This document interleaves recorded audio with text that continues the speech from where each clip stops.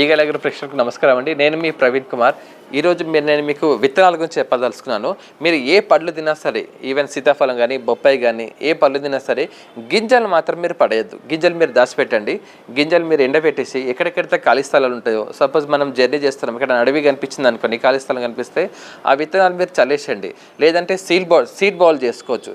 Seed ball చేసుకుంటే కూడా మీకు సీడ్ బాల్ అంటే మట్టి, ఆవుపేడ, ఇది కొంచెం ఎండిపోయిన ఆవుపేడ, అందులో మీరు ఒక గింజ వేసిన అనుకోండి, గింజ వేసేసి మీరు మట్టిలో వేసేస్తే వర్షం పడ్డప్పుడు మీకు మొక్క వస్తుంది. జనరల్గా మేము ఈ తులసి గింజలు ఉన్నాయి కదా, ఈ తులసి గింజలన్నీ కూడా నేను కలెక్ట్ చేసేసి ఇక్కడ మీటింగ్స్ అయినప్పుడు ఈ తులసి గింజలన్నీ మేము రైతులకు ప్రేక్షకులకు ఇస్తూ ఉంటాము. అయితే మీరు ఏం చేస్తారంటే, మీరు సీతాఫలం నెక్స్ట్ వచ్చే సీజన్ సీతాఫలం వచ్చినప్పుడు జనరల్గా మనకు రోడ్ల మీద మనకు సీతాఫలం పండ్లు అమ్ముతుంటారు బుట్టలలో తీసుకొచ్చి.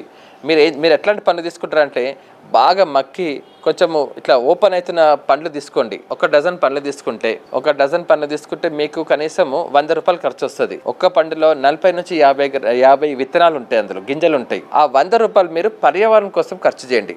జస్ట్ సూక్ష్మంలో మోక్షం అంటారు కదా, ఒక్క పండుల 40 నుంచి 50 గింజలు ఉంటాయి. మీరు జస్ట్ పండ్లు ఓపెన్ చేసేసి ఎక్కడ ఖాళీ స్థలంలో ఉన్న దగ్గర వదిలేస్తే పక్షులు ఏం చేస్తాయంటే ఆ పండ్లు తినేసి ఆ గింజలను విసర్జిస్తాయి.